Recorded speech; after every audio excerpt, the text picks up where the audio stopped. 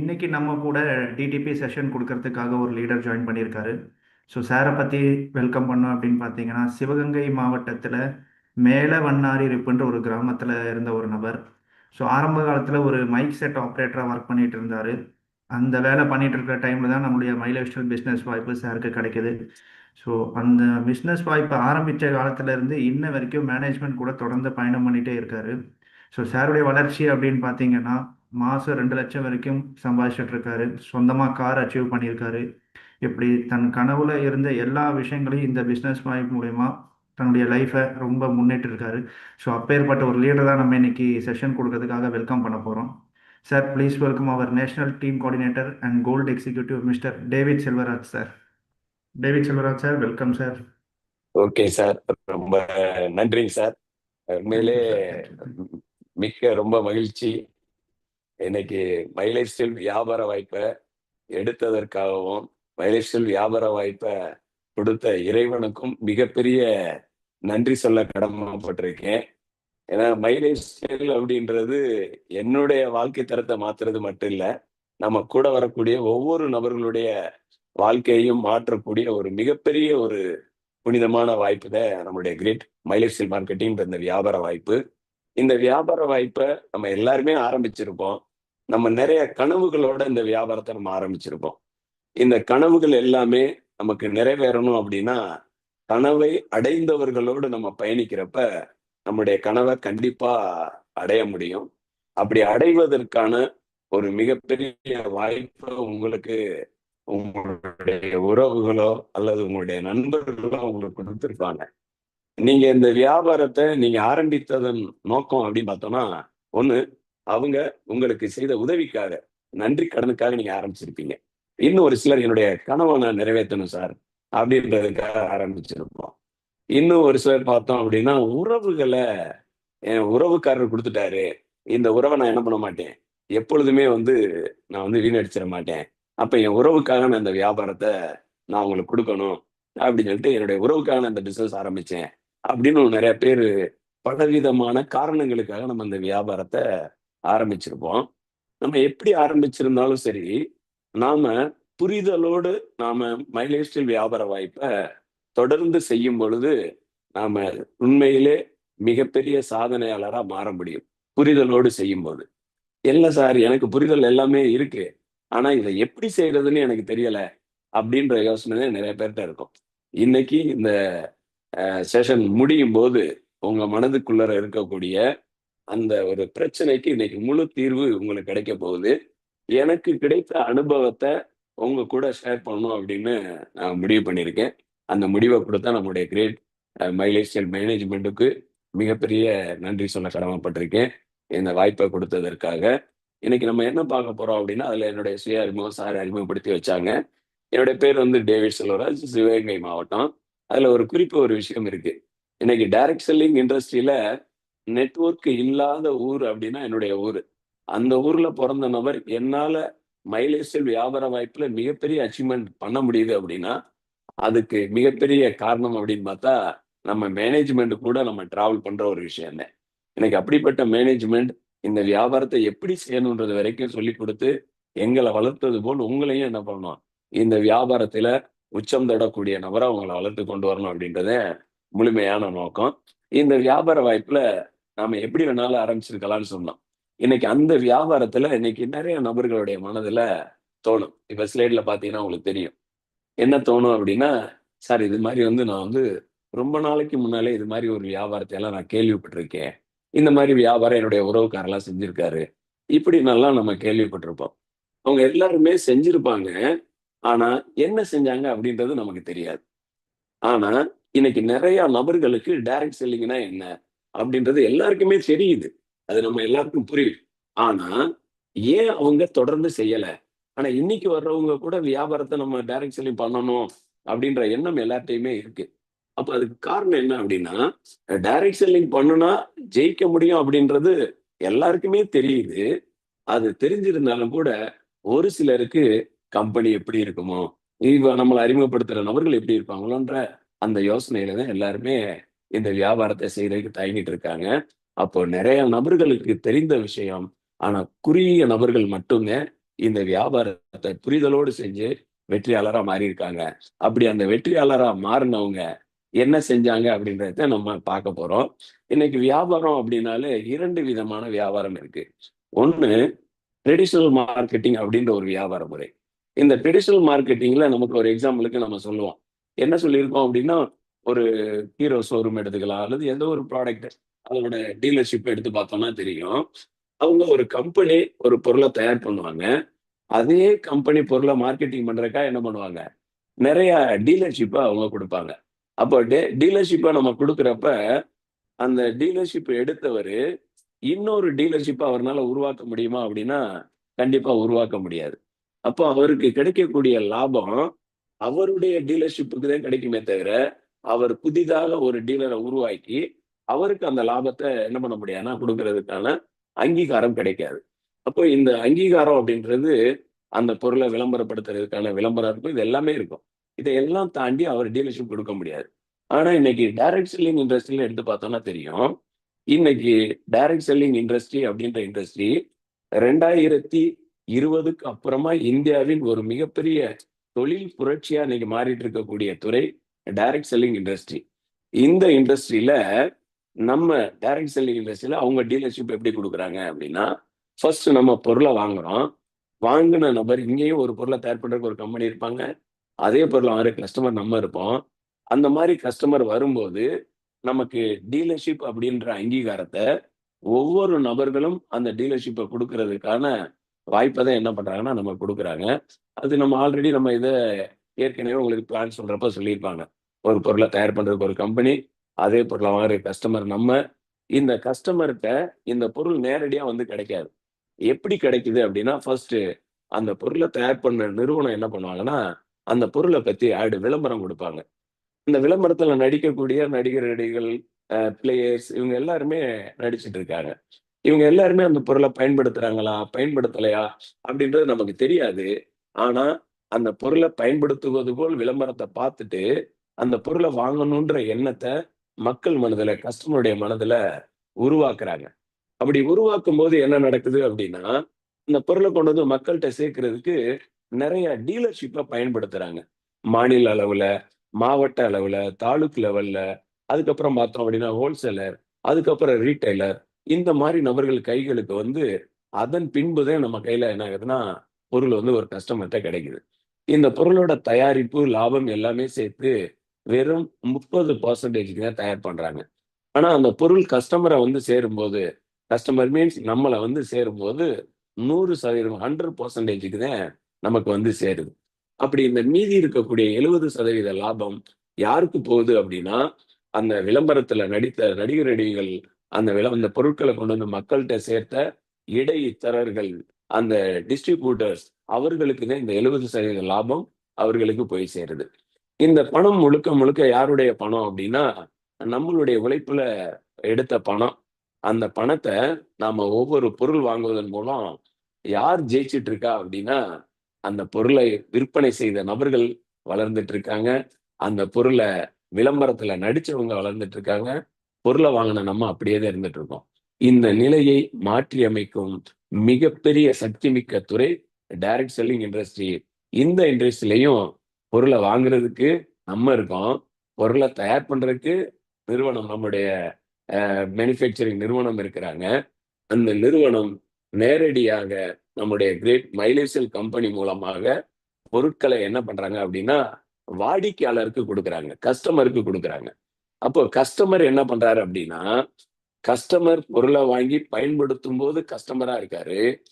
பொருளை வாங்கி பயன்படுத்திய பின்பு பிறருக்கு பரிந்துரை ரெக்கமெண்டேஷன் அப்படின்ற ஒரு விஷயத்தை செய்யும்போது, அவர் யாரா மாறுறாருன்னா, டீலர்ஷிப் பிரான்சைஸா மாறுறாரு. அப்படி மாறும்போது, அவங்களுக்கு அந்த டீலர்ஷிப்புக்கு குடுக்கக்கூடிய பணம், இந்த பொருள் விற்பனை நடப்பதற்கான காரணம் யார் அப்படின்னா, இந்த பொருளின் விளம்பரதாரர் யார் இருக்காங்கன்னா, அந்த கஸ்டமர் தான் விளம்பரதாரரா இருக்காரு. இந்த பொருளோட மீடியேட்டர் யாரா இருக்காருன்னா, அந்த கஸ்டமர் தான் மீடியேட்டரா இருக்காரு.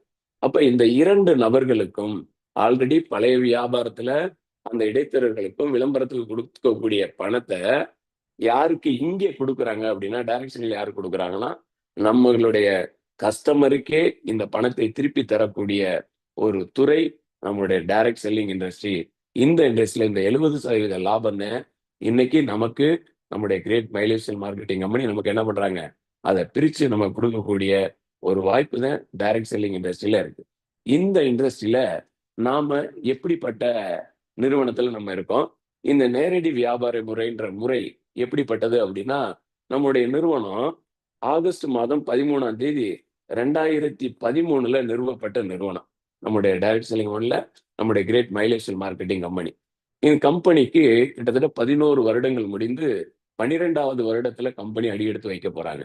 நம்ம கவனிக்க வேண்டிய விஷயங்க, 12 ஆண்டுகள் ஒரு நிறுவனம் நடத்திட்டு இருக்காங்க, அதுவும் வெற்றிகரமா நடத்திட்டு இருக்காங்க அப்படின்னா, அதற்கான ஒரு மதிப்புமிக்க ஒரு விஷயம் வேற எதையுமே நம்ம சொல்ல முடியாது. அப்படிப்பட்ட ஒரு நிறுவனம் நம்முடைய நிறுவனம். 23 வருடங்களுக்கு மேல அனுபவம் உள்ள மேனேஜ்மெண்ட் தான் நம்ம கம்பெனி என்ன பண்றாங்க, நிர்வாகம் பண்ணிட்டு இருக்கிறாங்க. பாருங்க, நம்ம எல்லாருக்கும் தெரியும், ஒரு லைசென்ஸ் எடுத்த நபர் உடனே பஸ் ஓட்டுறேன் அப்படின்னு சொன்னா, அவரை நம்பி யாராவது போவோமா அப்படின்னா கண்டிப்பா யாருமே ஏற மாட்டோம். அந்த பஸ்ல டிராவல் பண்ண மாட்டோம்.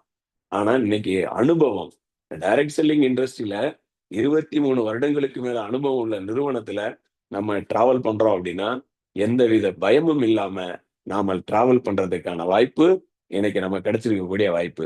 அதே போல நம்ம கிட்ட விற்பனை செய்யக்கூடிய மருந்துகள், ஆயுர்வேத மருந்துகள் அனைத்துமே கிட்டத்தட்ட 50 வருடங்களுக்கு மேல அனுபவம் உள்ள சயின்டிஸ்ட், ஆராய்ச்சியாளர்களை, சித்த ஆயுர்வேத ஆராய்ச்சியாளர்களை வச்சுதான் என்ன பண்றாங்க, இந்த மருந்துகள் அனைத்துமே நம்ம கொடுக்குறாங்க, ஆயுர்வேத மருந்துகளை. அப்போ 50 வருடங்களுக்கு மேல அனுபவம் உள்ள ஆயுஷ் ஆயுர்வேதத்தினுடைய ஆராய்ச்சியாளர்களை வச்சு என்ன பண்றாங்க, நமக்கு இந்த மருந்து வகைகள் நம்ம எல்லாம் நம்ம கொடுக்குறாங்க அப்படின்னா, நம்முடைய ப்ராடக்ட் எவ்வளவு பெரிய ப்ராடக்ட் அப்படின்றது நமக்கு தெரியும். 100க்கும் மேற்பட்ட, பார்த்தீங்கன்னா தெரியும், 100க்கும் மேற்பட்ட பொருட்களை தயார் பண்ணி இன்னைக்கு நம்ம கம்பெனி என்ன பண்ணிட்டு இருக்காங்க, நமக்கு கொடுத்துட்டு இருக்கிறாங்க. அதுல பொருட்கள் தயாரிக்கக்கூடிய வீடியோவை நான் உண்மையிலே சொல்லுவேன், பொருட்களை தயாரிச்ச வீடியோவை இந்தியால மட்டும் இல்ல, டைரக்ட் செல்லிங் வரலாற்றிலேயே வீடியோவா மக்களுக்கு பார்க்கும்படி வெளிப்படுத்தின ஒரு நிறுவனம் இருக்கு அப்படின்னா நம்முடைய கிரேட் மைலேஜ் மார்க்கெட்டிங் நிறுவனங்க. இதை நாம பெருமையாவும் கம்பீரமாவும் நம்ம சொல்ல முடியும். அப்படிப்பட்ட நிறுவனத்துல நம்ம டிராவல் பண்ணிட்டு இருக்கிறோம். அடுத்து இன்னும் சொல்லணும் அப்படின்னா 6க்கும் மேற்பட்ட பிராண்டுகள், வேர்ல்டு வைடு பிராண்டுகள், என்ன சொன்னா வேர்ல்டு கிளாஸ் பிராண்ட் நம்மகிட்ட இருக்கக்கூடிய ப்ராடக்ட் எல்லாமே. அப்ப அப்படிப்பட்ட ப்ராடக்ட்ஸ் நம்மகிட்ட இருக்கு.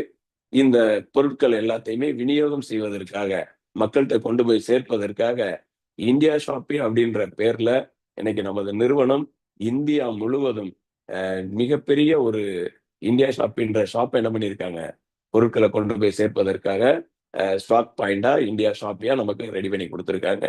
இதுல தனித்துவமான எளிமையான வணிக வாய்ப்பு நமக்கு கொடுக்குறாங்க. ரொம்ப ரொம்ப எளிமையான வாய்ப்பு. மக்கள் அனைவருமே எளிமையா புரிதலோடு செய்வதற்கான வாய்ப்பை நமக்கு கொடுக்குறாங்க. அதை தாண்டி பார்த்தோம் அப்படின்னா, உழைப்புக்கேற்ற வருமானம் தரக்கூடிய நேர்மையான வருமான திட்டம். இன்னைக்கு நிறைய இடங்கள்ல உழைச்சதற்கான வருமானமே கிடைக்கிறது இல்ல. இங்க நம்மளுடைய நிறுவனம் நம்ம எந்த அளவுக்கு உழைப்பையும், நம்ம எந்த அளவுக்கு சரியான வியாபாரத்தை நம்ம கொடுக்கிறோமோ, அதற்கு தகுந்தாற்போல் சரியான வருமான திட்டம் நம்ம கொடுத்திருக்காங்க. இதை தாண்டி இந்த தொழிலுக்கான அறிவு, நாலேஜ் ஃபர்ஸ்ட் கொடுக்குறாங்க. எனக்கு டைரக்ட் செல்லிங் இண்டஸ்ட்ரியில நாலேஜ் மிக மிக முக்கியம், இந்த வியாபாரத்துல நம்ம வெற்றி பெற. அப்படிப்பட்ட அந்த நாலேஜை கொடுப்பதற்காக இன்னைக்கு ஹார்வெஸ்ட் சக்சஸ் அகாடமி அப்படின்ற ஒரு அமைப்பை உருவாக்கி இந்தியா முழுவதும் இருக்கக்கூடிய ஒவ்வொரு நபர்களுக்கும் இந்த பயிற்சியை கொடுக்கணும் அப்படின்னு சொல்லி உருவாக்கப்பட்ட ஹார்வெஸ்ட் சக்சஸ் அகாடமி அப்படின்ற ஒரு அமைப்பை உருவாக்கி இன்னைக்கு அந்த அமைப்பின் மூலமா தான் நம்ம கூட இன்னைக்கு இந்த டிடிபி அப்படின்ற ட்ரைனிங் ப்ரோக்ராம நீங்க எல்லாருமே கலந்து கத்துட்டு இருக்கீங்க. அப்படிப்பட்ட ஒரு விஷயம். அடுத்து இந்தியா முழுவதும் கிளை அலுவலகங்கள் வைத்துள்ள நிறுவனம் அப்படின்னா நம்முடைய கிரேட் மைலேஜ் மார்க்கெட்டிங் நிறுவனம். அடுத்து டிஸ்ட்ரிபியூட்டர்களின் நலனுக்காக டிஸ்ட்ரிபியூட்டர் எந்த நேரமும் தொடர்பு கொள்ளும் வகையில கஸ்டமர் கேர், தனி கஸ்டமர் கேர் நம்பர் கொடுத்துருக்காங்க. இப்படிப்பட்ட வசதிகள் கொடுத்த ஒரு நிறுவனம் அப்படின்னா நம்முடைய கிரேட் மைலேஜ் மார்க்கெட்டிங்கிற இந்த நிறுவனத்துல நம்ம எல்லாருமே தடம் பதிச்சிருக்கோம். இதுல வியாபாரத்துல நம்ம ஆரம்பிச்சிட்டோம் சார். ஆரம்பிச்சதுக்கு அப்புறம் நாம என்னென்ன வேலைகள் செய்யணும், எனக்கு எல்லாருக்குமே வேலை செய்யணும் அப்படின்னா ஒரு சிலருக்கு வேலை செய்யாம கிடைச்சா நல்லா இருக்குங்க அப்படின்ற மாதிரி தான் நினைச்சிருப்பாங்க. இங்க வேலை ஒரு உழைப்பு அப்படின்ற ஒரு விஷயம் இருக்கு. அத ஒரு சிஸ்டமாக நீங்க செய்யறப்ப ரொம்ப எளிமையா நீங்க அச்சீவ் பண்ண முடியும். அந்த இலக்க உங்களால அடைய முடியும். அப்படி அடையிறதுக்கு ஃபர்ஸ்ட் என்ன சொல்றாங்கன்னா, நம்மள நாமே தயார்படுத்தணும். ஃபர்ஸ்ட் பிரிப்பரேஷன் அப்படின்ற ஒரு விஷயத்த நாம உருவாக்கணும். அடுத்து பார்த்தீங்க அப்படின்னா 2வது படிநிலையா நேம் லிஸ்ட் பெயர் பட்டியல் தயாரிக்கிறது. 3வது பார்த்தோம் அப்படின்னா, அந்த பெயர் பட்டியல்ல லிஸ்ட் சேக்ரிஃபைசேஷன் பண்றது. அந்த தரம் பிரித்தல். தரமான யார் எந்தெந்த தகுதிகள் உள்ளவங்க அப்படின்றத தரம் பிரித்தல். அதுக்கு அடுத்து எடுத்தோம் அப்படின்னா, அவங்களுக்கு ப்ராஸ்பெக்டிங் ஆர்வத்தை ஏற்படுத்துறது. நம்ம எந்த தொழில் செஞ்சாலும் ஒரு ஆர்வத்தை ஏற்படுத்தும் பொழுது, அவங்க விருப்பத்தோட என்ன பண்ணுவாங்கன்னா, நம்ம கூட டிராவல் பண்றதுக்கு தயாரா இருப்பாங்க. அடுத்து பார்த்தோம் அப்படின்னா, அவங்கள இன்வைட் பண்ணணும்ல. அவங்களுக்கு ரெடி ஆயிட்டாங்க. ஆனா அவங்கள இன்வைட் பண்ணணும். அப்படி இன்வைட் பண்றதுக்கு நம்ம எப்படி இன்வைட் பண்ணணும் அப்படின்றத பத்தி நம்ம பார்க்க போறோம். அடுத்து பார்த்தோம் அப்படின்னா, இத பிரசன்டேஷன். இது அடுத்து அவங்களுக்கு இந்த வியாபாரத்த பத்தி நம்ம சொல்லிக் குடுக்கணும். எந்தெந்த வகையில நம்ம சொல்லிக் குடுக்கலாம் அப்படின்றத பத்தி நம்ம பார்க்க போறோம். அடுத்து அறிமுகம் செஞ்சு வைக்கிறது. அதாவது வாய்ப்பு கொடுத்தவரையும், யாருக்கு நீங்க வாய்ப்பு குடுக்க போறீங்களோ, அவங்களையும், உங்களுடைய அப்ளைன் லீடரையும் நம்ம அறிமுகம் செஞ்சு வைக்கிறத பத்தி பார்க்க போறோம். அடுத்து எல்லாம் முடிஞ்சதுக்கு அப்புறம் அப்ஜெக்ஷன் அப்ஜெக்ஷன் ஹேண்ட்லிங். அதாவது அ மறுப்புகள கையாள தெரியணும் நமக்கு. அவங்க எது சொன்னாலும் அத என்ன பண்ணணும், கையாள தெரியக்கூடிய நபரா நீங்க மாறுறதுக்கான வாய்ப்ப நம்ம பார்க்க போறோம். அடுத்து ஃபாலோ அவங்கள பின்தொடர்தல். வாய்ப்ப மட்டும் குடுத்துட்டா பத்தாது. அவங்க கூட என்ன பண்ணணும், ஃபாலோ செய்து அதை சரியான ரிசல்ட்டா நம்ம மாத்தணும்ல. ரிசல்ட்டா மாத்தி அத சேல்ஸ் க்ளோஸ் பண்ணும்போது, நீங்கள் அனைவரும் வெற்றியாளர்களா மாற முடியும். அப்படி இந்த 10 ஸ்டெப்ப நம்ம கரெக்ட்டா ஃபாலோ பண்ணோம்னா, கண்டிப்பா வெற்றியாளரா மாற முடியும். இது சொல்லுவாங்க, ஒவ்வொரு 10 கட்டளைகள் அப்படின்ற மாரி இது இந்த 10 ஸ்டெப்ப மட்டும் நம்ம கரெக்ட்டா செஞ்சுட்டோம்னா, கண்டிப்பா நாம சிறந்த வெற்றியாளரா மாற முடியும். அப்படி வெற்றியாளரா மாறுறதுக்கு உடுப்பு நெறி அப்படின்றது தயாராகுதல். பிரிப்பரேஷன் சொன்னோம்ல, அதுக்கு. ஃபர்ஸ்ட் ஒரு பிசினஸ் மேன், ஒரு என்டர்பிரனர் நம்ம மாறுறோம் அப்படின்னா, ஃபர்ஸ்ட் நம்மளுடைய மாற்றங்கள நம்மளுடைய ட்ரெஸ்ல தான் நம்ம காமிக்க முடியும். எனக்கு எடுத்துக்காட்டுக்கு நான் சொல்லுவேன். நான் இந்த பிசினஸ்க்கு வரும்போது அந்த சார் சொன்னாங்க மைக் செட் ஆப்பரேட்டரா வேலை பார்த்தோம்ன்னு. அந்த ட்ரெஸ்ஸோட நான் போய் ஒரு பிசினஸ் வாய்ப்பு குடுக்குறேன் அப்படின்னா, அதை ஏற்றுக்கொள்ளும் மனிதன் அவ்வளவு சீக்கிரம் யாருக்கும் வராது.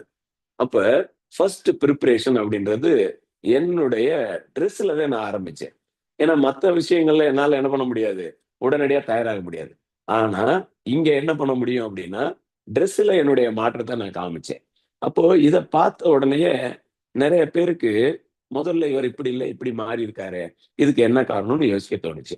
அடுத்து பார்த்தோம்னா, உறவுகளை புதுப்பித்தல். நான் வேலை செய்யும்போது வேற உறவுகளோட இருந்தோம். ஆனா, பிசினஸ்க்கு வந்ததுக்கு அப்புறம், புதிய புதிய உறவுகள உருவாக்குவதற்கான வாய்ப்பு நமக்கு கிடைச்சது. அப்போ புதிய உறவுகளை புதுப்பிக்கிறது. அதுக்கப்புறம் பார்த்தோம் அப்படின்னா, வணிகத்தில் அதுக்கப்புறம் பார்த்தோம் அப்படின்னா, வணிக உறவுகள உருவாக்குறது. அதுல ப்ராடக்ட்ட பத்தி இது எல்லாம் நம்ம தெரிஞ்சுக்கிறப்ப, நாம சிறந்த நபர்களா நாம மாற முடியும். அதுல இன்னும் சொல்லணும்னா, ஃபோன பயன்படுத்துறது, ஃபோன் ஃபோன் பயன்படுத்துறது எப்படி? ம்.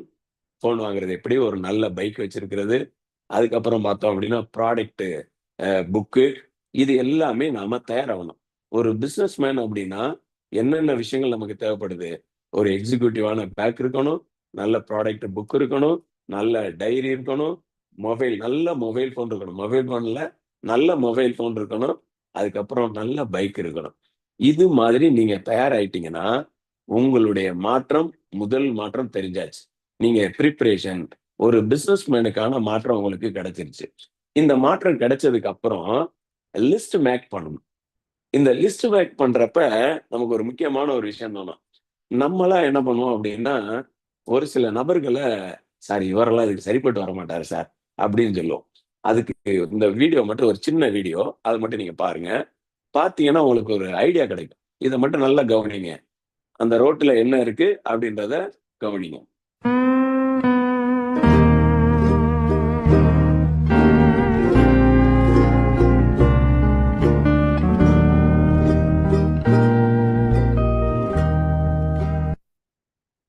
பார்த்தீங்கன்னா தெரியும். அங்க இருந்து அந்த வேன் வந்தது. வேன் கிளம்பும்போது நம்முடைய மைண்ட் செட் எப்படி இருந்தது? யோசிச்சு பாருங்க.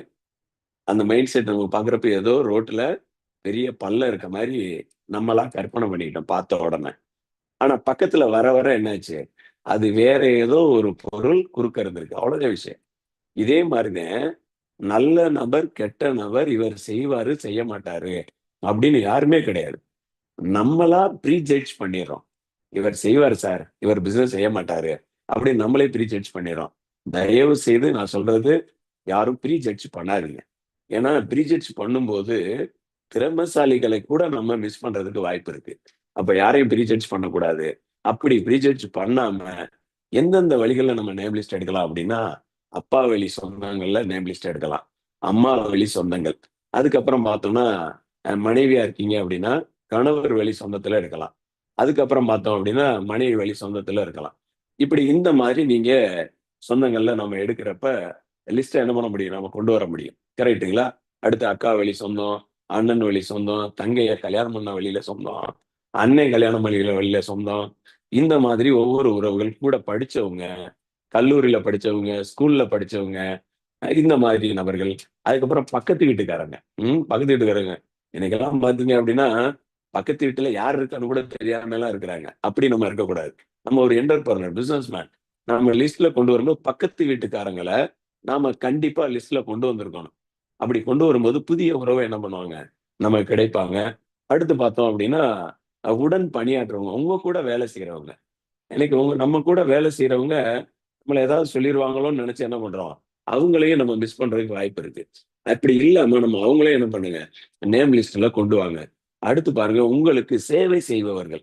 நமக்கு நெறைய பேர் சேவை செஞ்சுட்டு இருக்காங்க. இப்ப நம்ம பைக் எடுத்துட்டு பெட்ரோல் பங்க் போறோம் அப்படின்னா, அங்கே பெட்ரோல் போடுறதுக்கு ஒருத்தர் தயாரா இருக்கிறாரு.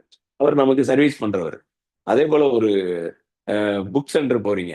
அங்கே புக் எடுத்து குடுக்குறவர் யாரு அப்படின்னா, நமக்கு சர்வீஸ் பண்றவரு. ஒரு டீ ஷாப் போறீங்க. அங்கே டீ கொண்டு வந்து குடுக்குறாரு, நமக்கு சர்வீஸ் பண்றவரு. இந்த மாரி நெறையா நமக்காக சர்வீஸ் பண்றவங்க நெறைய பேர் இருக்காங்க.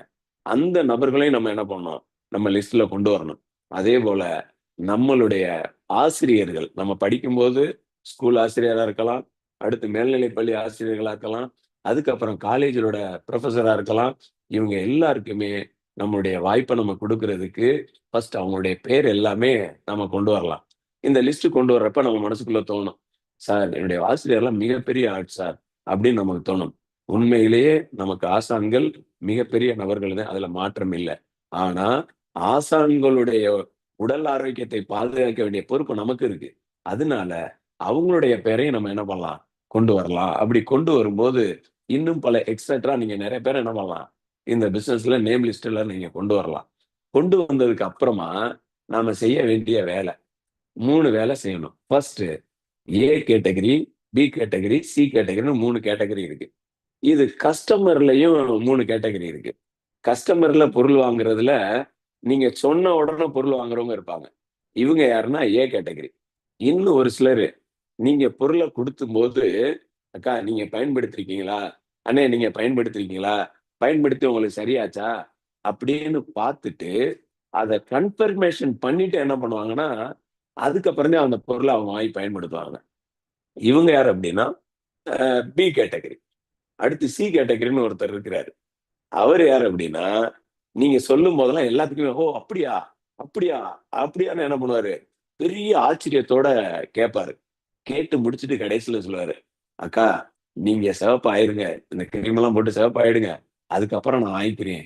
அப்படின்னு சொல்லி சொல்லுவாங்க. அப்போ இந்த மாரி நபர்கள் 3 கேட்டகரி இருக்கதான் செய்வாங்க. இந்த நபர்கள்ல நம்ம எல்லாரையுமே இந்த பிசினஸ்குள்ள கொண்டு வரணும். ஆனா, அதுல நம்ம ஃபர்ஸ்ட் பிரிப்பரேஷன் குடுக்குறது யாருக்குன்னா, ஏ கேட்டகரிக்கு குடுக்கணும்.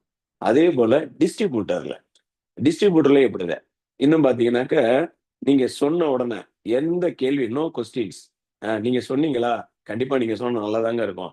நான் இந்த பிசினஸ ஸ்டார்ட் பண்றேங்க. அப்படின்ற மனநிலையோட இருப்பாங்க. இது யார் அப்படின்னா, ஏ கேட்டகரி. இப்ப நீங்க எல்லாம் ஏற்கனவே நேம் லிஸ்ட் எடுத்தவங்களா இருப்பீங்க. நேம் லிஸ்ட் ஒரு 150, 200 பேர், 300 பேர் எடுத்ததுக்கு அப்புறம், ஏ கேட்டகரி எத்தன பேர் இருக்காங்க அப்படின்னா, "சார் எனக்கு ஏ கேட்டகரி 50 பேர் இருக்காங்க." அப்படின்னலாம் நீங்க சொல்லியிருப்பீங்க. 50 பேர் இருந்தாங்களா? அது இருக்கலாம். ஒரு சிலருக்கு இருக்கலாம். ஆனா, 50 பேர் இருப்பதற்கு வாய்ப்பில்ல. ஆனா, ஏ கேட்டகரி யாருன்னு நம்ம கண்டுபிடிக்கணும். நீங்க சொன்னா கேட்கிறவங்க. எந்தவித கொஸ்டினும் இல்லாம, "நீ சொல்றதுக்காக நான் வாங்கிக்கிறேன்ப்பா. நீ சொல்றதுக்காக நான் பிசினஸ் ஸ்டார்ட் பண்றேன்." அப்படின்னு கூட என்ன பண்ணுவாங்க, ஆரம்பிக்கக்கூடிய நபர்கள் ஏ கேட்டகரி. பி கேட்டகரி யார் அப்படின்னா, நீங்க வருமானம் வாங்கி, பொருளை வாங்கி பயன்படுத்தி பலன் அடைந்து, நீங்க வருமானம் வாங்கியிருக்கீங்கன்றத இன்கம் ப்ரூஃபா நீங்க காமிக்கணும்.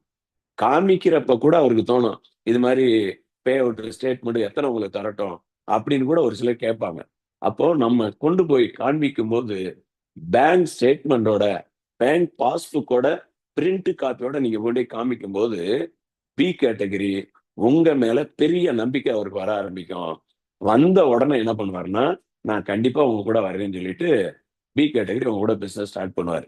சி கேட்டகரி என்ன பண்ணுவாரு அப்படின்னா, அவரு மாப்ள, அண்ணே நீங்க என்ன பண்ணுங்க, வேகமா இதுல ஜெயிச்சு சொந்தமா காரெல்லாம் வாங்குங்க, வீடெல்லாம் கட்டுங்க. அதுக்கு அப்புறமா நான் உங்க கூட வர்றேன்பாரு. இவரு கடைசி வரைக்கும் வருவாரான்னா, வருவாரு.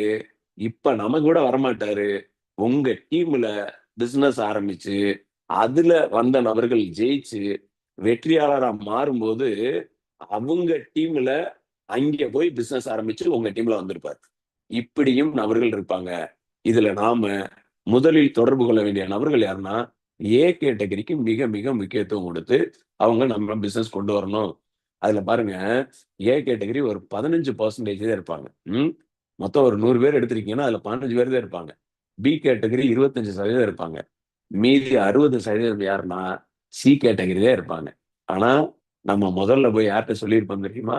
நீங்க பிசினஸ் ஆரம்பிச்சுட்டு நெறைய பேர் பொருள பத்தியோ, அல்லது பிசினஸ பத்தியோ போய் சொல்லியிருப்பீங்க. யார்ட்ட போய் சொன்னீங்க தெரியுமா? இந்த 60% நபர்கள்ட்ட தான் போய் சொல்லியிருப்பீங்க. அந்த நபர்கள தான் பார்ப்போம், கேட்கிறேன், பார்த்துட்டு சொல்றேன். நீங்க ஜெயிச்சா போதும் அப்படின்னு சொன்னவங்க எல்லாருமே யாருன்னா, சி கேட்டகரிங்க. அப்போ நம்ம முதலில் பார்க்க வேண்டியது யாருன்னா, இந்த நேரத்துல நெறைய பேருக்கு மைண்ட் வந்து ஒரு மாரி ஆகும். எப்படின்னா, என்னடா இது நம்ம இத்தன பேர போய் பார்த்தோம். அவங்க எல்லாருமே வந்து பார்ப்போம், கேட்போம்ன்னு சொல்லிட்டு இருக்காங்களே! அப்படின்னு நமக்கு தோணும். இப்பவே சொல்லுவாங்க. சி கேட்டகரிய நம்ம முதல்ல பார்த்தா, நமக்கே சீ சீ அப்படின்னு ஒரு மாரி ஆயிடும். கரெக்ட்டா? அப்ப நம்ம யார பார்க்கக்கூடாது? சி கேட்டகரிய முதல்ல பார்க்கக்கூடாது. அந்த 15% உள்ள ஏ கேட்டகரி நபர்கள தான் நம்ம பார்க்கணும். அப்படி பார்க்கும்போது தான், நமக்கு அவங்க பாசிட்டிவா என்ன பண்ணுவாங்க, நம்ம கூட டிராவல் பண்ண ஆரம்பிப்பாங்க. அதுல நீங்க ஆர்வத்த முதல்ல ஏற்படுத்தணும். ஆர்வத்த ஏற்படுத்துறது ப்ராஸ்பெக்டிங். நீங்க ப்ராஸ்பெக்டிங் எங்கெல்லாம் பண்ணியிருப்பீங்கன்னு உங்களுக்கு தெரியும். நல்லாவே தெரியும். காலேஜ் படிச்சிருக்கீங்க அப்படின்னா, ப்ராஸ்பெக்டிங் பண்ணியிருப்பீங்க. ம். அதே போல பொருள மார்க்கெட் பண்றவரு ப்ராஸ்பெக்டிங் பண்ணியிருப்பாரு. விளம்பரம் பார்த்திருப்பீங்க. ம். விளம்பரம் பார்த்திருப்பீங்க. கீழ இருக்கு அப்படியே பார்த்தீங்கன்னா தெரியும். முதல்ல முதல்ல பாருங்க ஆர்வத்த ஏற்படுத்துறதுக்கு முன்னால நீங்க செய்ய வேண்டிய வேலை. என்னது?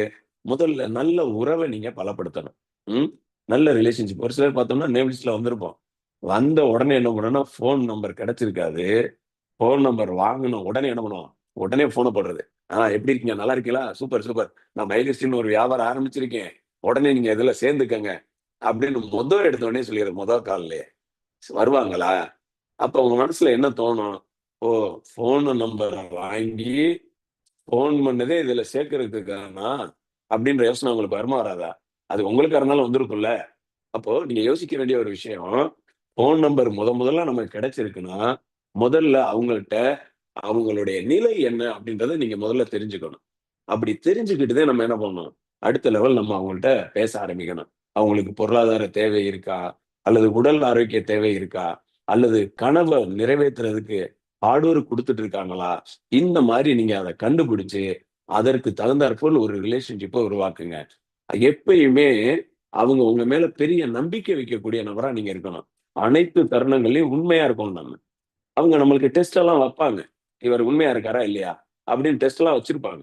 அப்ப அது எல்லாத்திலுமே நம்ம எப்பவுமே என்ன இருக்கணும்? உண்மையா இருக்கணும். அதே போல பார்த்தோம்னா, தவறான பேர வாங்கி விடாத அளவுக்கு நம்ம என்ன பண்ணணும்? நம்மளுடைய செயல்பாடுகள் இருக்கணும். அப்படி இருந்தா தாங்க ரிலேஷன்ஷிப் பில்ட் ஆகும். கரெக்ட்டா? ரிலேஷன்ஷிப் அப்பதான் பில்ட் ஆகும். அந்த ரிலேஷன்ஷிப்ப மெயின்டெயின் பண்றதுக்கு நீங்க சோசியல் மீடியாக்கள நீங்க பயன்படுத்தலாம். உங்களுடைய WhatsApp ஸ்டேட்டஸ் வைக்கலாம். உங்களோட ஒரு பெரிய எப்படி சொல்றது? ஒரு அ இது ஒரு சின்ன ஒரு குரூப் ஆரம்பிச்சு, அந்த குரூப்ல என்ன பண்ணலாம் நீங்க?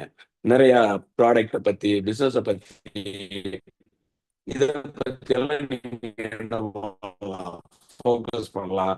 இந்த மாதிரி அவங்களுக்கு நீங்க ஆர்வத்தை ஏற்படுத்துறப்ப கண்டிப்பா அவங்க என்ன பண்ணுவாங்க, நல்ல ஒரு மனநிலை அவங்களுக்குள்ளார உருவாகி அப்படின்ற அந்த எண்ணம் என்ன ஆகும்? அவங்களுக்கு வர ஆரம்பிக்கும். அப்படி வர ஆரம்பிக்கும்போது, உங்களுடைய ஸ்டேட்டஸ், உங்களுடைய ஸ்டோரி இது எல்லாத்தையும் பார்த்துட்டு, நம்மளும் இவங்க கூட சேர்ந்து பண்ணணுன்ற அந்த எண்ணம் அவங்களுக்குள்ள உருவாகுறது தான், நீங்க ஒரு ஆர்வத்த அவங்கள்ட்ட ஏற்படுத்துறது. இந்த ஆர்வத்த நம்ம ஏற்படுத்திட்டோம். ஏற்படுத்தினதுக்கு அப்புறமா, அவங்கள்ட்ட அந்த ஆர்வத்த ஏற்படுத்துறப்ப பண விகிதத்த பத்தி நம்ம சொல்லணும். இன்னைக்கு பொருளாதார மாற்றம் எப்படி நடந்துகிட்டு இருக்கு? அ இன்னைக்கு நெறைய பேருக்குங்க, நம்முடைய ஃப்ரெண்ட்ஸா இருப்பாங்க.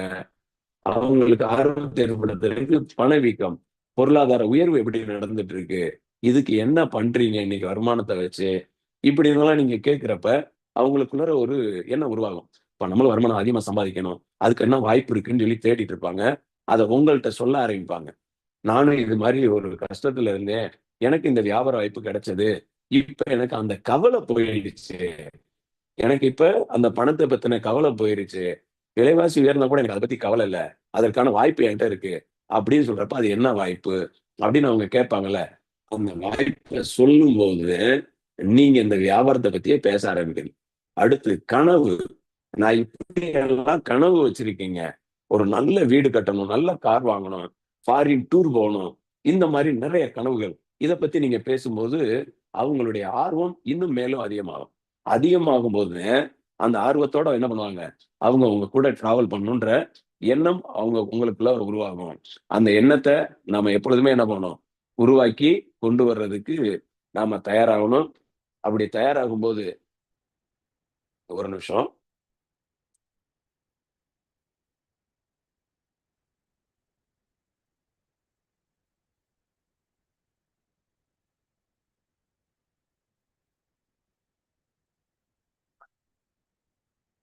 ஓகே. அப்படி அந்த ஆர்வம் வரும்போது நம்ம என்ன பண்ணணும் அப்படின்னா, அவங்கள ஆர்வத்தோட இருக்கிறப்ப நம்ம அவங்கள இன்வைட் பண்ணணும். கொஞ்சம் யோசிச்சு பாருங்க. இந்த இன்வைட் அப்படின்றது ரொம்ப முக்கியம். இத நம்ம எளிமையா சொல்லணும் அப்படின்னா, நாம ஃபர்ஸ்ட் வந்து ஒரு மேரேஜ் பண்ணணும்னு முடிவு பண்றோம்னு வச்சுக்கங்க. மேரேஜ் பண்ணணும்னு முடிவு பண்றப்ப, ஃபர்ஸ்ட் என்ன பண்ணுவோம்? பொண்ணு பார்க்கணும்னு என்ன பண்றோம்?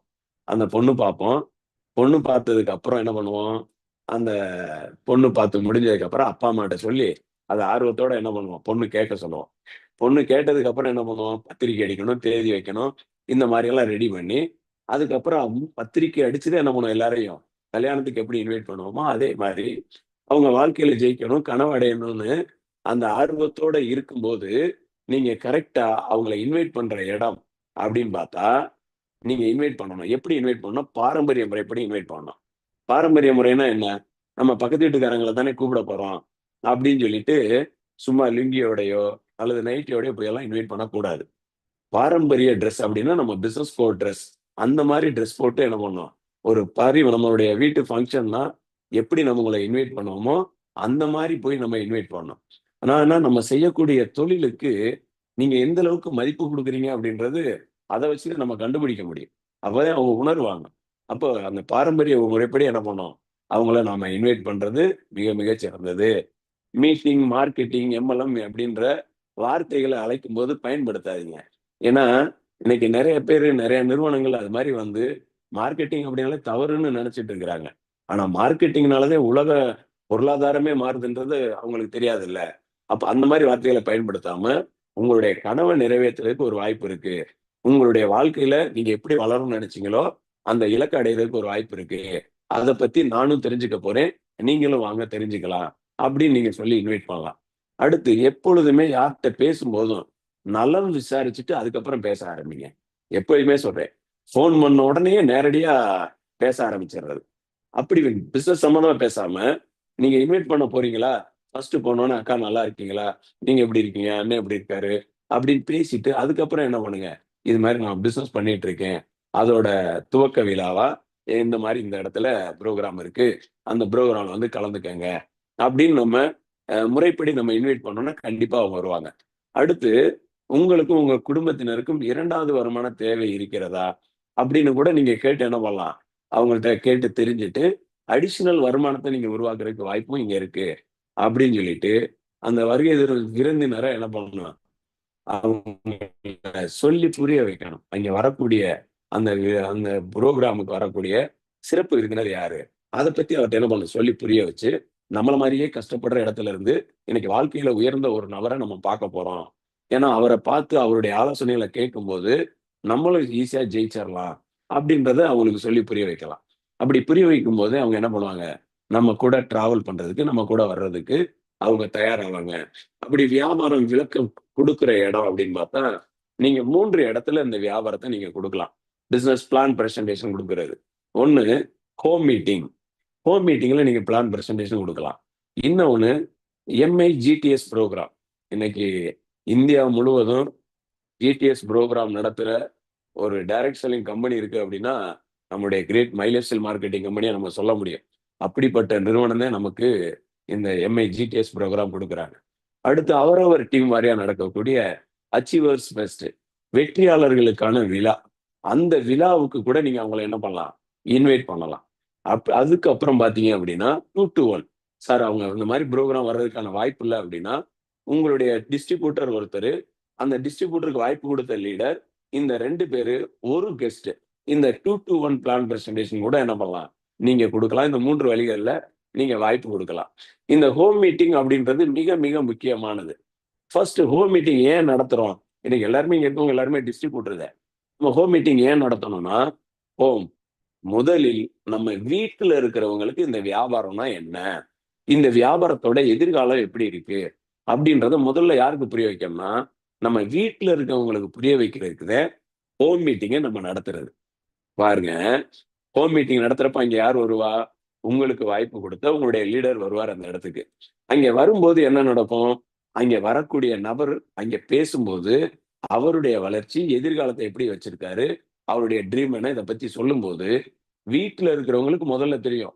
நம்ம பிள்ளை சரியான இடத்துல தான் வியாபாரத்த ஆரம்பிச்சிருக்கு. அது போயிட்டு இருக்க ரூட் ரொம்ப ரொம்ப கரெக்ட்டு. அப்ப அவங்களுக்கு நம்மளும் சப்போர்ட் பண்ணணும்னு சொல்லிட்டு, முதல்ல நம்ம ஃபேமிலில இருக்கிறவங்க சப்போர்ட் பண்ண ஆரம்பிப்பாங்க. அப்படி சப்போர்ட் பண்றதுக்கு தான் ஹோம் மீட்டிங்க நம்ம நடத்துறது. அப்ப பக்கத்துல இருக்கிறவங்க, இன்னும் சொல்லணும்னா ஹோம் மீட்டிங் அட்டெண்ட் பண்ண வைக்கிறது யார் அட்டெண்ட் பண்ண வைக்கணும்னா, நீங்க நேம் லிஸ்ட் பிரிச்சீங்கல்ல, பக்கத்துல வீட்டுக்காரங்கள கூப்பிடாதீங்க. ஒரு 5 கிலோமீட்டருக்கு அந்த பக்கம் இருந்து, அல்லது 5 தெருவுக்கு அந்த பக்கத்துல இருந்து. இந்த மாரி ஒவ்வொரு தெருவுல இருந்து ஒவ்வொருத்தர கூப்பிட்டு உட்கார வச்சு பாருங்க. இந்த 5 பேரும் உட்கார்ந்திருப்பாங்க. அவங்கவங்க பாட்டுல உட்கார்ந்திருப்பாங்க. ஏன்னா, ஒருத்தருக்கு ஒருத்தர் தெரியாது. ஆனா 5 பேரும் தெரிஞ்சவங்கள கூப்பிட்டு உட்கார வச்சீங்கன்னா என்ன நடக்கும் தெரியுமா? எல்லாம் பேசி முடிச்ச உடனே, "ஏப்பா இதெல்லாம் செய்வோமா? வேணாமா?" அப்படின்னு யோசிக்கிறதுக்கு இந்த 5 பேருமே கலந்து ஆலோசனை பண்ணிட்டு இருப்பாங்க. ஆனா, இந்த 5 நபர்களும் ஒருவரை ஒருவர் தெரியாதவங்கள நீங்க அட்டெண்ட் பண்ண வைக்கிறப்ப, 5 நபர்களும் இந்த வியாபாரத்த ஆரம்பிப்பதற்கான வாய்ப்பு நெறைய இருக்கு. அடுத்து அச்சீவர் வெஸ்ட் எம்ஐஜிடிஎஸ் புரோகிராம். இந்த எம்ஐஜிடிஎஸ் புரோகிராம் அப்படின்றது மிக மிக முக்கியமானது. அச்சீவர் பெஸ்ட் அப்படின்றது மிக மிக முக்கியமானது. இந்த புரோகிராமுக்கு உங்களோட கெஸ்ட்ட அழைச்சிட்டு போறீங்கல்ல, நெறைய பேர் 11 மணி புரோகிராம் அப்படின்னா, கரெக்ட்டா 11 மணிக்கு உள்ள போவோம். என்ன நடக்கும் தெரியுமா? 10 மணிக்கு போனவங்க எல்லாருமே ஃப்ரண்ட் ரோல எல்லாம் கம்ப்ளீட் பண்ணிருவாங்க. இந்த 11 மணிக்கு போனவரு லாஸ்ட்ல சேர் இல்லாம நின்னுட்டு இருப்பாரு. நீங்க அழைச்சிட்டு போன கெஸ்ட்டுக்கு சேர் இருக்காது. நம்ம கவனிக்க வேண்டிய விஷயம். கெஸ்ட்ட எப்பொழுதுமே ஃப்ரண்ட் ரோல நீங்க உட்கார வச்சீங்கன்னா, கெஸ்ட்ட எப்பயுமே ஃப்ரண்ட் ரோல நீங்க உட்கார வச்சீங்கன்னா, கெஸ்ட் உட்கார்ந்து அங்க சொல்லக்கூடிய விஷயங்கள முழுமையா கவனிப்பாரு. இல்லன்னா என்ன பண்ணுவாரு? அக்கம் பக்கத்துல வேடிக்கை பார்க்கறதுக்கு ஆரம்பிச்சுருவாரு. அப்ப கெஸ்ட்ட அரேஞ்ச் பண்ணி கொண்டு போறது எவ்வளோ மிக முக்கியமோ, அதே போல அவங்கள ஃப்ரண்ட் ரோல உட்கார வைக்கிறது மிக மிக முக்கியம். ஏன்னா நமக்கு தெரியும்ல, ஃப்ரண்ட் ரோல போய் உட்கார்ந்து இருந்தவங்க இங்க நெறைய பேர் இருப்பீங்க. முன்னால போய் உட்கார்ந்துட்டா, பின்னால யார் இருக்கான்னு நமக்கு தெரியுமா? தெரியாது. ஏன்னா பின்னால திரும்புனோம்னா, முன்னால பேசிட்டு இருக்கவரு ஏதாவது நெனச்சுக்குவாரோ, அப்படின்னு நெனச்சுட்டு என்ன பண்ணுவான்? பின்னால திரும்பி பார்க்க மாட்டோம். பின்னால என்ன நடக்குதுன்னே நமக்கு தெரியாது. நம்ம உட்காரும்போது 50 பேரோட உட்கார்ந்திருப்போம். கடைசியில முடிஞ்சு திரும்பி பார்த்தோம்னா, அந்த ஹாலே ஃபில் ஆயிருக்கும். இதுதான் நம்ம பார்த்த விஷயம். அப்போ உங்களுடைய கெஸ்ட்ட நீங்க எங்க உட்கார வைக்கணும்னா, ஃப்ரண்ட் ரோல உட்கார வைங்க. ஃப்ரண்ட் ரோல உட்கார்ந்துட்டு, நீங்க வெளியில போயிறக்கூடாது, ஹாலுக்கு வெளியில. மிக முக்கியம். நீங்க யார கெஸ்ட்ட கூட்டிட்டு போனீங்களோ, அவர ஹால்ல உட்கார வச்சிருக்கீங்க. அவர் என்ன பண்ணுவாருன்னா, நம்மள அழைச்சுட்டு வந்தவர் இருக்காரா? இல்லையான்னு அவரு உங்கள பார்த்துட்டு இருப்பாரு. அப்ப என்ன பண்ணணும் நம்ம? அங்கே உட்கார்ந்துட்டு, நீங்க அழைச்சுட்டு வந்த நபருக்கும், உங்களுக்கும் ஒரு கனெக்ட் இருக்கணும். பார்வையில கனெக்டிங் இருக்கணும். அங்கே பேசும்போது, லீடர் பேசும்போது, இங்க உங்களுடைய உற்சாகம் இருக்கணும், கை தட்டணும், இங்க உற்சாகம் பறக்கணும். இத பார்த்துட்டு அவர் என்ன பண்ணணும், அவரும் கை தட்ட ஆரம்பிப்பாரு. கரெக்ட்டா? கை தட்ட ஆரம்பிக்கையில அவரை அறியாமல் ஒரு சில நேரங்கள்ல கை தட்டுவாரு. அவர் எதற்கு அவர் அறியாம கை தட்டுறாரோ, அதுதான் அவருக்கு பிடிச்ச விஷயம். அந்த விஷயம் என்னான்னு கண்டுபிடிச்சு, அவர் கூட நின்னு என்ன பண்ணணும், அவர டிஸ்ட்ரிபியூட்டரா மாத்த முடியும். இப்படி நீங்க செஞ்சு பாருங்க. கண்டிப்பா அந்த இடத்துல சூப்பரான ரிசல்ட் நமக்கு கிடைக்கும். அடுத்து 2 to 1 பிளான். இது மாரி 2 to 1 பிளான் பிரசன்டேஷன் குடுக்கும்போது, அங்கேயும் என்ன பண்ணணும், இந்த இடத்துல ஹோம் மீட்டிங்லயும், 2 to 1 பிளான்லயும் நீங்க அறிமுகம் செஞ்சு வைக்கிற வேலை மிக, மிக முக்கியமானது. அறிமுகம் செய்து வைத்தல்.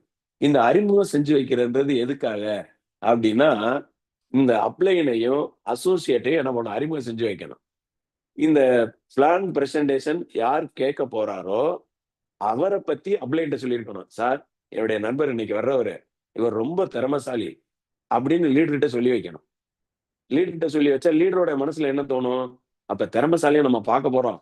நம்ம சூப்பரா அவர என்ன பண்ணணும், பிசினஸ்ல கொண்டு வரணும். அவர ஜெயிக்க வைக்கணுன்ற அந்த ஆர்வத்தோட வருவார். அதே இது டிஸ்ட்ரிபியூட்டர் கெஸ்ட் கிட்ட சொல்லும்போது, இந்த டிஸ்ட்ரிபியூட்டர் இடையில இருக்க டிஸ்ட்ரிபியூட்டர் செய்ய வேண்டிய வேலை. இந்த டிஸ்ட்ரிபியூட்டர்ட்ட சொல்லும்போது, நாளைக்கு நம்ம யார மீட் பண்ண போறோம் தெரியுமா? நம்மள மாதிரி கஷ்டப்பட்ட ஒரு நபர், இன்னைக்கு வாழ்க்கையில ஜெயிச்சிருக்காரு. அவரத்தான் நீங்க மீட் பண்ண போறீங்க. அவர பார்த்துட்டீங்கனாலே, கண்டிப்பா உங்களுக்கு சூப்பரான ஒரு ரூட் கிடைச்சிரும். வெற்றிக்கான பாதை கிடைச்சிரும்னு நீங்க சொல்றீங்க. இப்போ கெஸ்ட்டோட மனசுல என்ன தோணும்? ஓ! அவர பார்த்துட்டா நம்ம சக்சஸ் ஆயிருவோம். அவர் கூட டிராவல் பண்ணா சக்சஸ் ஆயிருவோம். அவர மீட் பண்ணி ஆகணுன்ற ஆர்வம் அவர்ட்ட இருக்கும். லீடர்ட்ட என்ன ஆர்வம் இருக்கும்? நம்மள மாதிரியே ஒரு நபரா? அப்ப அவர கொண்டு வந்தா, நம்ம சீக்கிரம் ஜெயிக்க முடியுன்ற எண்ணம் இருக்கும். இப்ப இந்த 2 பேருக்கும் எப்ப மீட் பண்ணுவோன்ற அந்த எண்ணம் அவங்களுக்குள்ள உருவாயிட்டே இருக்கும். அந்த எண்ணம் வரும்போது கரெக்ட்டா அவங்க 2 பேரையும் உட்கார வச்சு, "சார் அன்னைக்கு நான் சொன்னேன்ல சார், அந்த நபர் என்னுடைய நண்பர் சார்." அப்படின்னு அறிமுகப்படுத்தணும். அதே இடத்துல கொஞ்சம் மாறுதலா நீங்க சொல்லிட்டீங்கன்னு வச்சுக்கங்க. "சார் வீட்ல சும்மா தான் சார் இருக்கேன். நெறைய படிச்சிருக்கான் சார். சும்மா தான் சார் இருக்கேன்." அப்படின்னு மட்டும் தயவு செய்து என்ன பண்ணிறாதீங்க. யாரையும் அறிமுகம் செஞ்சு வைக்காதீங்க. சூப்பரான திறமைசாலி சார். அவர் பிசினஸ்ல வந்துட்டாருன்னா, கண்டிப்பா மிகப்பெரிய சாதனை படைக்கிறதுக்கான அனைத்து திறமைகளும் அவர்ட்ட இருக்கு சார். அப்படின்னு அவர்ட்ட இருக்கக்கூடிய நல்ல விஷயங்கள பத்தி மட்டும் அவர்ட்ட சொல்லுங்க. அப்படி நீங்க சொன்னீங்கன்னா, அவர் மனசுல 3வது நபரிடம் என்ன பத்தி என் நண்பன் பெருமையா சொல்லியிருக்கான். கண்டிப்பா அந்த பெருமையா நான் வளர்ந்து காட்டுவேன்ற அந்த எண்ணம் அவருக்குள்ளார உருவாகும். கரெக்ட்டா? அடுத்து லீடர அறிமுகம் செஞ்சு வைக்கிறப்ப, ஒரு சிலருக்கு வேண்டா வெறுப்பா பிசினஸ் ஆரம்பிச்ச மாரியான மனநிலைலாம் இருக்கும். அப்ப என்ன பண்ணுவாங்கன்னா, லீடர பத்தி சொல்லும்போது, "என்னைய சேர்த்து விட்டவர் இவரு தான்ப்பா. ம். என்னைய சேர்த்து விட்டவர் இவருதான். அவரு சொல்றதுக்கு வந்திருக்கிறாரு. அவர் சொல்றத கேளு." அப்படின்னு சொன்னா, கேட்கிறவரு எப்படி கேட்பாரு? இப்படியே செஞ்சுட்டு இருந்தா எப்படி நமக்கு பிசினஸ் வரும்? அப்ப என்ன பண்ணணும்? அறிமுகம் செஞ்சு வைக்கும்போது, நமக்கு வாய்ப்பு குடுத்த நபர், ஒரு மிகப்பெரிய வாய்ப்ப, வெற்றிக்கான வாய்ப்ப எனக்கு குடுத்திருக்காருன்றத, நம்ம உணர்ந்து என்ன பண்ணணும்? கெஸ்ட் கிட்ட சொல்லும்போது, அவங்க மனப்பூர்வமா அத ஏத்துக்குவாங்க. அப்படி மனப்பூர்வமா ஏற்றுக்கொள்ளக்கூடிய வேலைய நீங்க செஞ்சு பாருங்க. அந்த இடத்துல 2 to 1 பிளான் வெரி, வெரி சக்சஸ்ஃபுல்லா மாறி இருக்கும். அதேபோல 2 to 1 பிளான் குடுக்கும்போது, பக்கத்துல உட்கார்ந்து நீங்க என்ன பண்ணணும்? அவர் பார்க்கும்போது, "சூப்பர் சார். கண்டிப்பா சார். நாங்க ஜெயிப்போம் சார். லீடர் பிளான் குடுத்துட்டு இருக்காரு. குடுத்துட்டு இருக்கும்போது, கண்டிப்பா சார். Super sir. கண்டிப்பா சார். என் நண்பன் வருவான் சார்." அப்படின்ற அந்த ஒரு உற்சாகம் மட்டுமே உங்கள்ட்ட இருந்துட்டு இருக்கணும். அந்த மாரி நீங்க இருந்தீங்கன்னா, 2 to 1 plan success, home meeting plan success, achieve your first success, Mi GDS program success. எல்லா இடத்துலயும் நீங்க சரியா பயன்படுத்தும்போது, மிகப்பெரிய ஒரு வெற்றி உங்களுக்கு கிடைக்க ஆரம்பிக்கும். அந்த வெற்றி வரும்போது எல்லாம் கேட்டாங்க. பிளான்லாம் கேட்டாங்க. ஆரம்பிக்கணுன்ற ஐடியா இருக்கும். ஆனா, மனதுக்குள்ளார ஒரு சில கொஸ்டின்ஸ் இருக்கும். எப்பொழுதுமே அவங்க பேசுறதுக்கு நம்ம வாய்ப்பு குடுக்கணும். அவங்க பேசுறதுக்கு நம்ம வாய்ப்பு குடுக்கணும். ஃபர்ஸ்ட்டு அவங்க சொல்லும்போது முதல்ல அவங்க சொல்லக்கூடிய மறுப்புகளுக்கு செவி கொடுத்து நம்ம என்ன பண்ணணும்? முதல்ல நம்ம கேட்டுக்கணும். கேட்டதுக்கு அப்புறமா, அந்த கேள்விய திரும்ப நீங்க கேட்கணும். இப்ப ஒருத்தர் ஃபர்ஸ்ட்டு "சார் இது மணி செயினா?" அப்படின்னு ஒருத்தர் கேட்கிறாருன்னு வச்சுக்கங்க. அப்ப என்ன பண்ணணும் நம்ம? முதல்ல அவர் சொன்னத நம்ம காது குடுத்து கேட்கணும். கேட்டதுக்கு அப்புறமா, அவர்ட்ட திரும்ப நம்ம கேட்கணும்னு சொன்னோம்ல, "மணி செயின்னா என்னங்க?" அப்படின்னு கேளுங்க. அவருக்கு தெரியாது. மணி செயின் ஏதோ சொன்னாங்க கேட்டாங்கன்னு இருப்பாரு. அவருக்கு அத பத்தி தெரியாது. அப்ப மணி செயின்னா என்னன்னு தெரியல. அப்போ அப்ப பதில் சொல்லணும். "நம்ம கம்பெனி மணி செயின் கம்பெனி கிடையாதுங்க." அப்படின்னு சொன்னீங்கன்னா, இப்ப அவர் என்ன பண்ணுவாரு? "அப்படியா சார்? நான் வேற ஏதோ ஒண்ணு நெனச்சுட்டேன் சார்." அப்படின்னு சொல்லுவாரா? இப்ப என்ன பண்ணணும்? "Very good sir. வாழ்த்துக்கள் சார். நான் சொன்னதை நீங்க ஈஸியா புரிஞ்சுக்கிட்டீங்க சார். வாழ்த்துக்கள் சார், நன்றி சார் அப்படின்னு சொல்லி பாருங்க. இப்ப அந்த பாயிண்ட்டுக்கு அவர் கேட்ட கேள்விக்கு அவருக்கு விடை கிடைச்சிருச்சா? இப்ப அவர் ரெடி ஆயிட்டார். அடுத்து இன்னும் ஒரு சில நபர்கள், பொருளோட விலையெல்லாம் அதிகமா இருக்கே அப்படின்னு நிறைய பேர் கேள்விப்பட்டிருப்பீங்க. கொஞ்சம் யோசிச்சு பாருங்க. பொருளோட விலை உண்மையிலே விலை அதிகமா? நம்ம எல்லாருக்குமே தெரியும். பொருளோட விலை அதிகமானா, கண்டிப்பா நான் சொல்லுவேன் பொருளோட விலை அதிகமே கிடையாது. என்ன காரணம் தெரியுங்களா?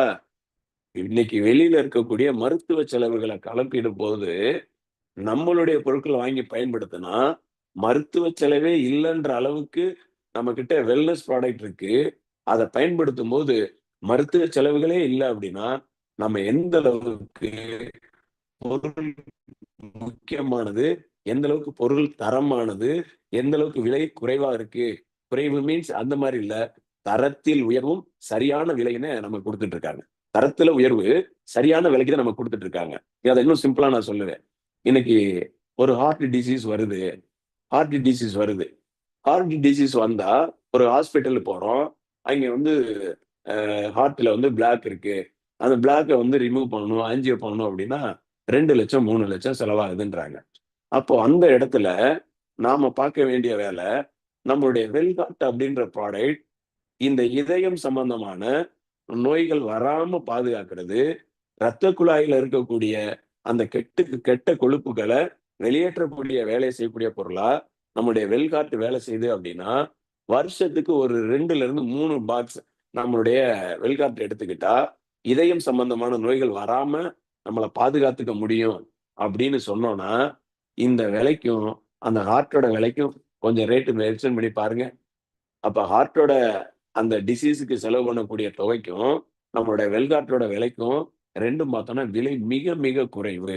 இத நம்ம அவங்கள்ட்ட சொல்லி புரிய வைக்கணும். அப்ப அவங்க சொல்லும்போது என்ன பண்ணுங்க, "ஓகே சார்" அப்படின்னு ஏத்துக்கங்க. "எப்படி நீங்க விலை கூடன்னு சொல்றீங்க?" அப்படின்னு கேளுங்க. கேட்கிறப்ப அதுக்கு அவர் என்ன பண்ணாரு, "இல்ல சார், அது சார், இது சார்ம்பாரு." அப்ப இது மாரி சொல்லி நீங்க புரிய வச்சுருங்க. அடுத்து என்ன பண்ணணும், அப்ப பதில் குடுங்க. இந்த நான் சொன்ன மாரி ஒரு ஹார்ட் டிசீஸ் வந்தா ஒரு லிவர் ப்ராப்ளம் வந்தா என்ன இருக்கும் அப்படின்றத நீங்க சொல்லி புரிய வச்சீங்கன்னா, "அப்படியா சார், நான் விலை கூட நினைச்சுட்டேன் சார். அவங்க சொன்னாங்க சார், இவங்க சொன்னாங்க சார்ன்னு" யோசிச்சுட்டு இருப்பாரு. கரெக்ட்டுங்களா? இப்ப என்ன பண்ணணும் நம்ம? இப்ப சொல்லணும். "Very good sir. வாழ்த்துக்கள் சார். நான் சொன்னத புரிஞ்சுக்கிட்டீங்க. வாழ்த்துக்கள்" சொல்லிட்டு என்ன பண்ணணும்? அடுத்த கொஸ்டின் போலாம். இந்த மாரி பல கம்பெனி காணாம போயிருக்கே. எந்த கம்பெனி சார்? முதல்ல ஏத்துக்கங்க. எந்த கம்பெனின்னு கேளுங்க. அவரு அது இது அப்படின்றாரு. அப்படி சொல்லும்போது, நம்ம கம்பெனி அப்படி இல்ல சார். கடந்த 11 வருடம் முடிஞ்சு 12வது வருடத்துல அடியெடுத்து வைக்க போற கம்பெனி நம்ம கம்பெனி. அப்படின்றத நம்ம சொல்லி புரிய வைக்கிறப்ப, அவரு எளிமையா என்ன பண்ணுவாரு, ஏத்துக்குவாரு. அப்ப மீண்டும் ஒரு பாராட்டு குடுங்க. அடுத்து, "சார் இது ஆள் பிடிக்கிற வேலையா சார்?" அப்படின்னு கேட்கிறாரு. நெறைய பேருக்கு இந்த கொஸ்டின் வந்தோனே நெறைய பேருக்கு சிரிப்பு வரும். "ஆமா சார், ஆள் பிடிக்கிற வேலை தான் சார்."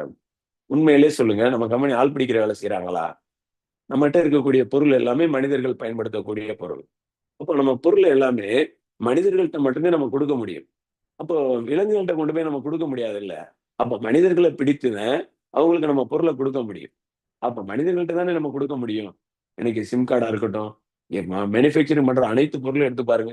மனிதர்கள் பயன்படுத்தக்கூடிய அனைத்து பொருளையும் மனிதர்கள்ட்ட தானே குடுக்குறாங்க. பைக்க தயார் பண்ணி யார்ட்ட குடுக்குறாங்க? மனிதர்கள்ட்ட குடுக்குறாங்க. அத விலங்குகள்ட்ட குடுக்குறது இல்லைல்ல. விலங்குகள் என்ன வண்டி ஓட்ட போதா என்ன? இல்ல. அப்போ மனிதர்கள் பயன்படுத்துவதற்கான பொருள் நம்மட்ட குடுக்குறாங்கன்னா, இந்த பொருள் மனிதர்கள் பயன்படுத்துறதுனால, மனிதர்கள பிடிச்சு தாங்க நம்ம என்ன பண்ண முடியும்? பொருள குடுக்க முடியும்.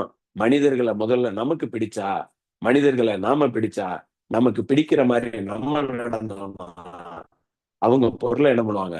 வாங்கி பயன்படுத்துவாங்க அப்படின்றத அவருக்கு நாம சொல்லணும். அடுத்து பாருங்க, எனக்கு இப்படியெல்லாம் பேசுறதுக்கு வராது. இந்த திறமை என்ட்ட இல்ல அப்படின்னு நெறைய பேர் பேசுவாங்க. உண்மையிலே சொல்லணும் அப்படின்னா, நான் இப்பவும் மை லைஃப் ஸ்டைல் மேனேஜ்மென்ட்க்கு மிகப்பெரிய நன்றி சொல்றேன். இந்த வியாபார வாய்ப்பு எனக்கு கிடைக்கலன்னா, எனக்கு பேச்சு திறமைன்றது எனக்கு தெரியவே தெரியாது என்ட்ட இருக்குன்னு. உண்மைய சொல்லணும்னா. ஏன்னா நான் பார்த்த வேலைக்கும் இந்த பேச்சு திறமைக்கும் சம்மந்தமே கிடையாது. ஆனா இன்னைக்கு மை லைஃப் ஸ்டைல் மேனேஜ்மென்ட்க்குள்ள வந்ததுனால, ஹார்வெஸ்ட் சக்சஸ் அகாடமியோட பயிற்சிகள்ல நெறைய கலந்துக்கிட்டதுனால, இவ்வளோ பேச்சு திறமை இருக்கு அப்படின்றத எனக்கு அதுக்கப்புறம் தான் புரியவே வந்தது. அப்படிப்பட்ட ஒரு மிகப்பெரிய திறமைய வளர்த்துக்கிற இடம் தான் இந்த இடம். திறமைய வளர்த்துக்கிற இடம் இந்த இடம். நீங்க நெனச்சா, "அப்படியா சார்? நானும் உங்கள மாரி தான் சார் இருந்தேன்." அப்படின்னு சொல்லி பாருங்களேன். உடனே அவர் கனெக்ட் ஆயிருவாரு நம்ம கூட. "அப்படியா சார்? ஆமா, உங்கள மாரியே தாங்க எனக்கும் பேச வரான்னு நெனச்சேன். ஆனா இன்னைக்கு என்ன பண்றேன், இன்னைக்கு நிறைய என்னால பேச முடியுதுங்க. அதுக்கு காரணம் எல்லா ட்ரெய்னிங் நான் அட்டெண்ட் பண்ணது. அது மாரி நீங்களும் வரப்ப அந்த திறமை என்ன ஆயிரும், உங்களுக்கு எளிமையா வந்துரும் அப்படின்னு சொல்லி புரிய வைக்கலாம். எனக்கு நேரமே இல்லைன்னு சொல்றவங்க இருக்கிறாங்க. உண்மையிலேயே சொல்லுங்க, நமக்கு நேரம் இல்லையா? நீங்க சொல்லுங்க, இங்க இருக்கிறவங்க சொல்லுங்க. நேரம் இல்லையா? அவ்வளோ நேரம் நமக்கு இருக்கு. அந்த நேரத்த நம்ம எந்தெந்த வழிகள்ல வீணடிக்கிறோம் அப்படின்றத அவருக்கு சொல்லி புரிய வச்சோம்னா, கண்டிப்பா அவர் புரிதலோட என்ன பண்ணுவாரு, நம்ம கூட டிராவல் பண்ணுவாரு. இப்படி அலைஞ்சு திரிஞ்சு பொருள விக்கணுமா? அப்படின்லாம் ஒரு சிலர் அலைஞ்சு திரிஞ்சு பொருள் விக்கலங்க. இன்னைக்கு அது மாரி அலைந்து திரிந்து பொருள் விற்ற நபர்கள்ங்க, இன்னைக்கு உலகத்தின் நம்பர் 1 பணக்காரர்கள் வரிசையில வந்துட்டு இருக்காங்க. நல்லா கவனிச்சு பாருங்க. ஆச்சி மசாலா நிறுவனம், பயத்த தூக்கிட்டு கடை கடையா போய் அலைஞ்சு திரிஞ்சவர் தான்.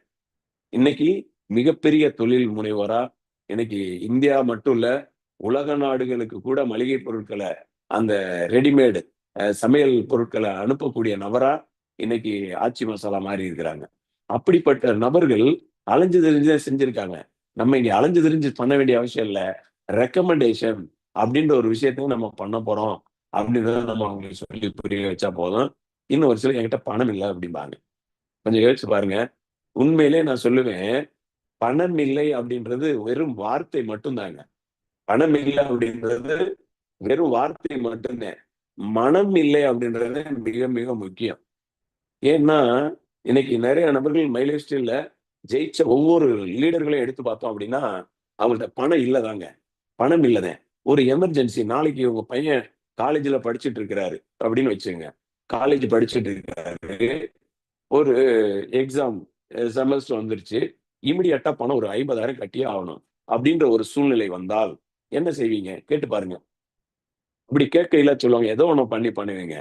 அந்த பையன் படிச்சு முடிச்சுட்டு வேலைக்கு போயி சம்பாதிக்கிறது ஒரு காலகட்டம். ஆனா, இங்க நம்மளுடைய துறையில ஜெயிப்பதற்கு வாய்ப்பு 100% இருக்கு. அதுக்காக நம்ம ஏங்க ஒரு சின்ன ஒரு அரேஞ்ச்மென்ட் பண்ணி, நாம இந்த வியாபாரத்த ஆரம்பிக்க கூடாது அப்படின்னு நம்ம சொல்லும்போது, கண்டிப்பா இன்னைக்கு தொழில் துவங்குன அனைவருமே ஒரு சின்ன அரேஞ்ச்மென்ட் பண்ணி தான் என்ன பண்ணியிருப்பாங்க, ஒரு தொழில ஆரம்பிச்சிருப்பாங்க.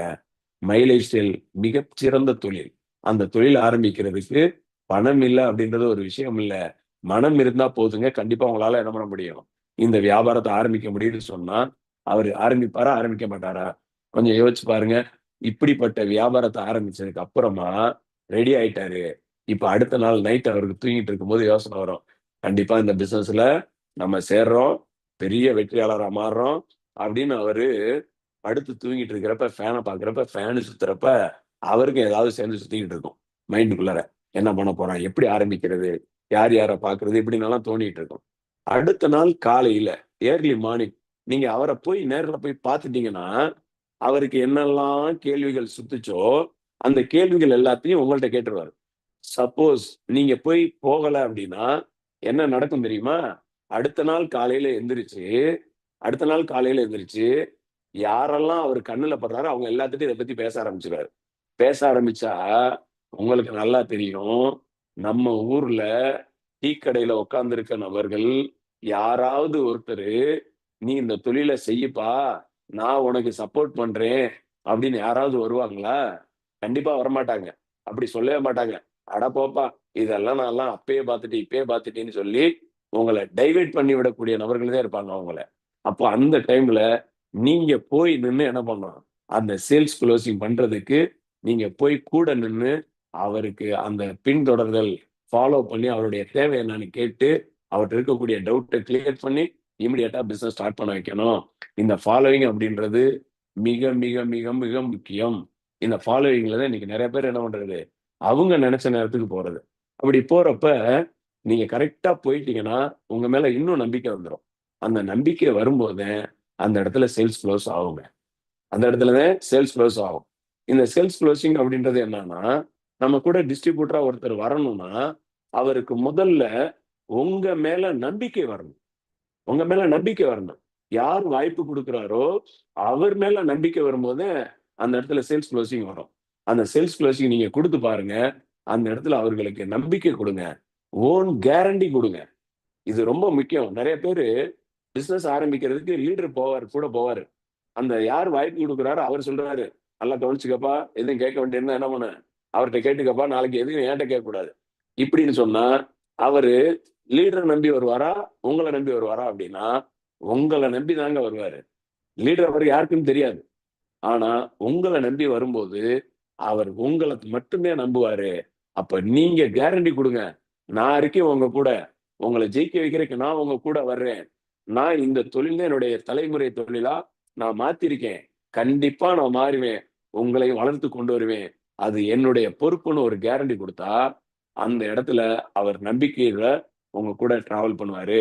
இந்த சேல்ஸ் குளோசிங் ஏன் சார் ஒரு சில நேரங்கள்ல நம்ம சேல்ஸ் குளோஸ் ஆகாம இருக்கே, அப்ப என்ன பண்றது? அப்படின்ற யோசனை நமக்கு வரும். இந்த இடத்துல நான் நான் நெறைய இடங்கள்ல நான் செஞ்சிருக்கேன். என்ன செஞ்சிருக்கேன் தெரியுமா? நான் உங்களுக்காக பொருள கொண்டு வந்து சேர்க்க வேண்டிய பொறுப்பு என்னோடது. நீங்க குடுக்குற பணத்துக்கு பொருள கொண்டு வந்து சேர்க்க வேண்டிய பொறுப்பு என்னோடது. இந்த பிசினஸ்ல உங்களுடைய ஐடில கேஒய்சி, பான், என்இஎஃப்டி அப்ரூவ்ட் ஆகி, உங்களுக்கு இன்கம் உங்களுடைய ஐடில எலிஜிபிள் ஆகியிருந்து, அந்த இன்கம் உங்களுடைய அக்கவுண்ட்க்கு வரலன்னா, அதுக்கு முழு பொறுப்பு நான் எடுத்துக்கிறேன். அப்படின்ற அந்த கேரண்டி நான் குடுக்கும்போது, நெறைய நபர்கள் என் கூட டிராவல் பண்ண ஆரம்பிச்சாங்க. அப்ப இந்த ஒரு விஷயம் எல்லாருமே எதிர்பார்க்கிற விஷயம். அதுல நீங்களும் கூட எதிர்பார்த்தீங்கல்ல? லீடர் சொன்ன அவர் உங்களுக்கு வாய்ப்பு குடுத்தவர் சொல்லும்போது தானே நீங்க நம்பி வந்தீங்க. அப்ப இதே நம்பிக்கைய தானே அவங்களும் எதிர்பார்ப்பாங்க. அந்த ஓன் கேரண்டி நீங்க குடுங்க. கண்டிப்பா அவங்க என்ன பண்ணுவாங்க? அவங்க உங்க கூட டிராவல் பண்ணுவாங்க. அப்படி டிராவல் பண்ணும்போது, நம்ம சின்ன சின்ன விஷயங்கள நம்ம தெரிஞ்சுக்கணும். மைலேஜ் ஸ்டைல் கம்பெனில நமக்கு ப்ராடக்ட் அப்படின்னு பார்த்தோம்னா, ஒரு 2 ஆப்ஷன்ல நமக்கு கூப்பன் ஆப்ஷன் குடுத்திருக்காங்க. PT75 அப்படின்ற ஆப்ஷன். ரூ. 1000க்கு 750 பிவி நமக்கு குடுக்குறாங்க. அடுத்து PT35 அப்படின்றது என்ன அப்படின்னா, ரூ. 1000க்கு 350 பிவி குடுக்குறாங்க. இது போல நமக்கு வந்து எம்ஐ டிஜிவல் இருக்கு. அது வந்து பார்த்தோம் அப்படின்னா, PT75ல அது தனி பிராண்டா நமக்கு வரும். அப்போ இந்த மாதிரி ஒரு PT75, PT35ன்ற இப்ப இதுல நம்ம என்ன பண்ணலாம்? கூப்பன் வாங்கிக்கலாம். அப்படி கூப்பன் போடுறதுக்கு நீங்க 2 ஆப்ஷன் பயன்படுத்தலாம். 1 நம்ம கம்பெனியுடைய டைரக்ட் இ-வேலட் ஏஜென்சி மூலம் நீங்க கூப்பன் போடுறீங்க. கூப்பன் போட்டு அந்த கூப்பன் ஏஜென்சி உங்களுடைய ஐடில கூப்பன் குடுத்திருப்பாங்க. அந்த கூப்பன பிரிண்ட் அவுட் எடுத்து, அத கொண்டு போய் நம்முடைய பிஇசிலயோ, இந்தியா ஷாப்லயோ குடுத்து, நீங்க பொருளை வாங்குவதற்கு அந்த டிஸ்ட்ரிபியூட்டருக்கு உதவி செய்ய வேண்டிய வேலை உங்களுடைய வேலை. அந்த பிவிசிய காண்பிச்சு குடுக்குறது, பொருள் எப்படி எடுக்கணும்னு குடுக்குறது, கூப்பன் எப்படி ஆக்டிவேட் பண்றது, இது எல்லாத்தையும் இ-வாலெட்டுக்கு எப்படி பணம் போடுறது, இது எல்லாத்தையும் நீங்க பக்கத்துல இருந்து சொல்லிக் குடுக்குறப்ப, சிறு குழந்தைகள் எப்படி கற்றுக்கொள்வதற்கு ஆசையா, ஆர்வத்தோட செய்வாங்களோ, அதே போல அவங்களும் செஞ்சு கத்துக்குவாங்க. கத்துக்கிறப்ப அவர்கள் நம்ம கூட டிராவல் பண்ண ஆரம்பிப்பாங்க. அடுத்து இன்னொரு ஆப்ஷன் இன்னைக்கு நம்ம கம்பெனி இன்னும் சூப்பரான ஒரு விஷயத்த குடுத்திருக்காங்க. ப்ரீ ஆர்டர் அப்படின்னு சொல்லிட்டு. இன்னைக்கு கம்பெனியுடைய நேரடியா என்ன பண்ணலாம்? இந்தியா ஷாப்பி ப்ரீ ஆர்டர்ல போயும் நீங்க கூப்பன் போட்டு என்ன பண்ண முடியும்? பொருள நீங்க மைலேஜ் செல் மூலமா அந்த கூப்பன் எடுத்து பிவிஎஸ்லயோ, இந்தியா ஷாப்லயோ நீங்க என்ன பண்ண முடியும்? பொருள நீங்க வாங்கிக்க முடியும். இந்த ஒரு ஆப்ஷன் குடுத்திருக்காங்க. எப்படி நமக்கு வருமானம் தர்றாங்க? ஃபார் எக்ஸாம்பிள் இன்னைக்கு நீங்க பிசினஸ் ஸ்டார்ட் பண்ணிட்டீங்க. ஒரு ரூ. 10,000க்கு நீங்க ப்ராடக்ட் வாங்கியிருக்கீங்க. அதே போல நீங்க வாங்கி பயன்படுத்திட்டு நல்லா இருக்கு அப்படின்றத, உங்களோட ஃபிரெண்ட்ஸ் 2 பேருக்கு, உறவுகள் 2 பேருக்கு, நீங்க இந்த ஆப்பர்ச்சுனிட்டிய நீங்க சொல்லி புரிய வைக்கிறீங்க. சொல்லி புரிய வைக்கும்போது, உங்களுடைய பிரான்ச் 1ல ஒருவர் 10,000 பிவிக்கு பொருள் வாங்குறாரு. இன்னொருவர் 10,000 பிவிக்கு பொருள் வாங்குறாரு. இப்ப 10,000 பிவி மேட்சிங் ஆகும்போது, கம்பெனி என்ன பண்றாங்கன்னா, உங்களுடைய ஆர்கனைசேஷன் 1ல 10,000 பிவி, ஆர்கனைசேஷன் 2ல 10,000 பிவி டர்ன் ஓவர் நடந்திருக்கு. அந்த டர்ன் ஓவருக்கு 10,000 பிவி மேட்சிங் பண்ணி, அதுல இருந்து 12% கமிஷன் அந்த வீக் உங்களுடைய வருமானம் எவ்வளவு கிடைக்கும்னா, ரூ. 1,200 கவர்மெண்ட்க்கு கட்டக்கூடிய டிடிஎஸ் வருமான பிடித்தல் செஞ்சு, அந்த வருமானத்த நேரடியாக டிஸ்ட்ரிபியூட்டருடைய பேங்க் அக்கவுண்ட்க்கே என்ன பண்றாங்க? நெஃப்ட் பண்ணக்கூடிய ஒரு விஷயத்த இன்னைக்கு நம்ம கம்பெனி சிறப்பா செஞ்சு குடுத்துட்டு இருக்காங்க. ஒவ்வொரு வாரமும் புதன்கிழமை வருமானம் தரக்கூடிய கம்பெனியா தொடர்ந்து தொடர்ந்து 11 ஆண்டுகள் தாண்டி 12வது ஆண்ட தொடக்கூடிய கம்பெனியா நம்முடைய கிரேட் மைலேஜ் செல் மார்க்கெட்டிங் கம்பெனி நமக்கு என்ன பண்ணியிருக்காங்க? நமக்கு குடுத்திருக்காங்க. இப்படிப்பட்ட ஒரு வருமான வாய்ப்ப தொடர்ந்து தரக்கூடிய நிறுவனம் நம்முடைய நிறுவனம். அதுபோல எப்படி வருமானம் வாங்குவது? எடுத்துக்காட்டுக்கு, அடுத்த ஸ்டெப் பாருங்க. உங்களுடைய பிரான்ச் 1, பிரான்ச் 2ல ஒவ்வொரு நபர்கள பார்த்தோம். இது வந்து ஸ்டார் கேட்டகரி அப்படின்னு சொல்றது. இன்னைக்கு நான் இந்த பிசினஸ் ஆரம்பிச்சு என்னுடைய பிரான்ச் 1, பிரான்ச் 2, பிரான்ச் 2ல இன்னொருவர், பிரான்ச் 1ல இன்னொருவர். இது மாதிரி 4 நபர்களுக்கு இந்த வியாபார வாய்ப்பை புரிய வச்சு, அதுல இன்னைக்கு பிசினஸ் டெவலப் பண்ணி உங்களுடைய பிரான்ச் 1ல எடுத்துட்டோம் அப்படின்னா 10,000 பிவி டர்ன் ஓவர் நடந்திருக்கு. பிரான்ச் 2ல 10,000 பிவி டர்ன் ஓவர் நடந்திருக்கு. இப்ப 20,000 பிவி உங்களுக்கு டர்ன் ஓவர். பிரான்ச் 1ல 20,000 பிவி, பிரான்ச் 2ல 20,000 பிவி. அப்போ 20,000 பிவி மேட்சிங் ஆகுது. அதுல இருந்து 12% கமிஷன். இந்த வாரம் உங்களுடைய வருமானம் கம்பெனி எவ்வளவு கொடுத்துருப்பாங்கன்னா, 2,400 ரூபாய் கவர்மெண்ட்டுக்கு கட்டக்கூடிய டிடிஎஸ் பிடித்தம் செஞ்சு நேரடியாக உங்களுடைய அக்கௌண்ட்டுக்கு என்ன பண்ணுவாங்க, டிரான்ஸ்ஃபர் பண்ணக்கூடிய வேலையை இன்னைக்கு நம்முடைய great my lifestyle marketing company தொடர்ந்து செஞ்சுட்டு இருக்காங்க. இதுல நமக்கு கிடைக்கக்கூடிய வருமானத்தின் வகைகள் எத்தனை வகையான வருமானம் இருக்குன்னு பாருங்க. ஒரு 12 விதமான ஒரு வருமானத்திற்கான வாய்ப்பா கம்பெனி நம்ம கொடுக்குறாங்க. வருமானமும் நலத்திட்டங்கள் கூட இதுல இருக்குன்னு சொல்லணும்னா, அதுல ஃபர்ஸ்ட் பாருங்க, ரீட்டைல் ப்ராஃபிட் இருக்கு, சேல்ஸ் டர்ன் ஓவர் போனஸ் இருக்கு, அதுக்கப்புறம் பார்த்தோம்னா ரேங்க் இன்கம் இருக்கு, ஓவர் ரைடிங் போனஸ் இருக்கு, அதுக்கப்புறம் பெர்ஃபார்மன்ஸ் போனஸ் இருக்கு, ஸ்டார் பெர்ஃபார்மன்ஸ் இருக்கு, அதுக்கப்புறம் லாயல்ட்டி இருக்கு, ராயல்ட்டி இருக்கு, லாயல்ட்டி இருக்கு, ராயல்ட்டி இருக்கு, அதுக்கப்புறம் என்டிசி கிளப் போனஸ் இருக்கு, அதுக்கப்புறம் பார்த்தோம் அப்படின்னா அவார்ட்ஸ் அண்ட் ரிவார்ட்ஸ் இருக்கு. இன்னைக்கு அவார்ட்ஸ் அண்ட் ரிவார்ட்ஸ் இன்னைக்கு நம்மளுடைய கம்பெனி மிகச்சிறந்த ஒரு விஷயத்தை கொடுத்துட்டு இருக்காங்க. அவார்ட்ஸ் அண்ட் ரிவார்ட்ஸ் கொடுத்துட்டு இருக்காங்க. அடுத்து 16ஆவதா டீம் டெவலப்மெண்ட் ஃபண்ட் இப்ப சமீபத்துல 156வது மாதத்துல இருந்து team development fund TTF fund கொடுக்குறாங்க. வருடாந்திர போனஸ். இன்னைக்கு நிறைய நிறுவனங்கள்ல வேலை செய்யறவங்க வெளியில அந்த வருஷத்துல ஒரு முறை போனஸ் கொடுக்குறாங்கல்ல, அதுக்காக தான் இன்னைக்கு உழைச்சிட்டு இருக்காங்க. இங்க நம்மளுடைய கம்பெனியும் மிகச்சிறந்த ஒரு விஷயத்த நம்மளுடைய ஜெட்டிசி அண்ட் எபோ லீடருக்கு டிடிஎஃப் ஃபண்ட் அப்படின்ற ஒரு விஷயத்த வருடாந்திர போனஸா ஒரு 30 வாரங்கள் முடிச்சிருந்தாங்க அப்படின்னா அவங்களுக்கு 25%, 45 வாரங்கள் முடிச்சிருக்காங்க அப்படின்னா அவங்களுக்கு 35% இன்னைக்கு வருடாந்திர போனஸ் நீங்க வாங்கின வருமானத்துல வருமான வரி பிடித்தம் செஞ்சு போய் உங்களுடைய அக்கௌண்ட்ல கிரெடிட் ஆச்சுல அமௌண்ட், அந்த அமௌண்ட்ல இருந்து 25%, 35% இந்த மாதிரியான டிடிஎஃப் ஃபண்ட் நம்ம கொடுக்குறாங்க. அதை தாண்டி டிடிஎஃப் ஃபண்ட் வாங்கக்கூடிய நபர்களுக்கு எம்ஐ லைஃப் லைன் அப்படின்ற ஒரு பாதுகாப்பான ஒரு வருமானத்தையும் கொடுக்குறாங்க. இப்படிப்பட்ட ஒரு 12 விதமான வருமானத்திற்கான வழிமுறைகளை நமக்கு கொடுத்து இன்னைக்கு வழி நடத்தக்கூடிய கம்பெனி நம்மளுடைய great my lifestyle marketing கம்பெனில தான் நம்ம எல்லாருமே இந்த வியாபார வாய்ப்பை கேட்டிருக்கோம். இந்த வியாபார வாய்ப்பை ஆரம்பிக்கும் போது நான் முடிவு பண்ண ஒரு விஷயம், இந்த வியாபாரத்துல பிசினஸ் ஸ்டார்ட் பண்றப்ப எனக்கு இதை பத்தி எதுவுமே தெரியாது. அதனால நீங்க பாத்தீங்கன்னா தெரியும், எலக்ட்ரிஷியன் வேலை பார்த்ததுக்கும் இன்னைக்கு டைரக்ட் செல்லிங்க்கும் சம்மந்தம் இருக்கானா இல்லை. ஆனா இன்னைக்கு இந்த வியாபார வாய்ப்பை ஆரம்பிச்சு என்னுடைய லீடர் சொல்றதை அப்படியே கரெக்டா செய்ய ஆரம்பிச்சோட விளைவு இன்னைக்கு சார் சொன்ன மாதிரி மிகப்பெரிய அச்சீவ்மெண்ட். இன்னைக்கு கம்பெனில NTC national team coordinator and gold executive அப்படின்ற ரேங்க் அடைய வச்சிருக்கு. இதை தாண்டி இன்னும் சொல்லணும் அப்படின்னா ஃபாரின் ட்ரிப்பு இன்னைக்கு கிட்டத்தட்ட 4 முறைக்கு மேல தாய்லாந்து ட்ரிப்பு, 2 முறை மலேசியா, 1 முறை சிங்கப்பூர், இந்த மாதிரியான ஒரு வெளிநாடு சுற்றுப்பயணம் செய்வதற்கான வாய்ப்பையும் இன்னைக்கு ஏற்படுத்தி கொடுத்த ஒரே ஒரு தொழில் இன்னைக்கு என்னுடைய குடும்ப தொழிலா இன்னைக்கு நானும் என்னுடைய பையன் எல்லாரும் இந்த தொழிலை எடுத்து செஞ்சுட்டு இருக்கோம். என்ன காரணம் அப்படின்னா, எதிர்காலம் மிக பிரகாசமா இருக்கு அப்படின்றத நான் உணர்ந்துட்டேன். எதிர்காலம் மிக பிரகாசமா இருக்கு அப்படின்றத நான் உணர்ந்துட்டேன். இந்த பிரகாசமான வாழ்க்கைய என்னுடைய தலைமுறைக்கு கொடுக்கணும்னு நான் முடிவு பண்ணேன். அதே வாய்ப்பை இன்னைக்கு என்னுடைய தலைமுறைக்கு கொடுத்து இன்னைக்கு அவங்களும் என் கூட டிராவல் பண்ணிட்டு இருக்கிறாங்க. அப்படிப்பட்ட ஒரு மிகப்பெரிய புனிதமான வாய்ப்பு கிடைச்சிருக்கு. இதை தாண்டி நான் சொல்லுவேன், இந்த பிசினஸுக்கு வந்ததற்கான ஒரு காரணம் இருக்கு. நான் ஒரு 13 வருஷம் அந்த மைக் செட் ஆப்ரேட்டரா வேலை பார்த்திருக்கேன். அந்த வேலை பார்த்த டைம்ல நான் வந்த வேன் வந்து கவுந்ததுனால என் கூட வந்தவங்க 2 பேர் ஸ்பாட் அவுட் ஆயிட்டாங்க. எனக்கு கால் ஃப்ராக்சர் ஆகி 1 வருஷம் நான் வீட்டுல இருக்கேன். அந்த வறுமை அப்படின்றத அந்த 1 வருடம் என்னால புரிஞ்சுக்க முடிஞ்சது. வேலைக்கு போற ஒவ்வொரு நபர்களுக்கும் இது மாதிரி ஏதோ ஒரு நாட்கள்ல நம்ம அடிபட்டிருப்போம் மீன்ஸ் ஏதாவது ஒரு வேலைக்கு போக முடியாத நிலை ஏற்பட்டிருக்கும். அந்த டைம்ல வருமானம் இல்லாம நம்ம என்ன பண்ணியிருப்போம், கஷ்டப்பட்டிருப்போம். அதை நான் 1 வருடம் நான் அனுபவிச்சேன். அந்த டைம்ல தான் எனக்கு இந்த வியாபார வாய்ப்பு கிடைச்சது. அந்த வியாபார வாய்ப்பு கிடைச்சப்ப என்கிட்ட சொல்லும்போது வாரிசு உரிமை அப்படின்னு ஒரு விஷயத்த சொன்னாங்க. அந்த ஒரு காரணத்துக்காக நான் அந்த பிசினஸ் எடுத்தேன். எடுத்துட்டு இன்னைக்கு நான் அவ்வளவு ஹாப்பியா இருக்கேன். என்ன காரணம் அப்படின்னா, நான் இல்லைன்னா கூட என்னுடைய வருமானம் என்னுடைய தலைமுறை என்னுடைய வாரிசுக்கு போகுது அப்படின்னா, இது நான் செய்த என்னுடைய புண்ணியம் அப்படின்னு சொல்லுவாங்க. என்னுடைய மூதாதையர் செய்த புண்ணியம். மைலேஜ் ஸ்டில் மார்க்கெட்டிங் வாய்ப்பு கிடைச்சது.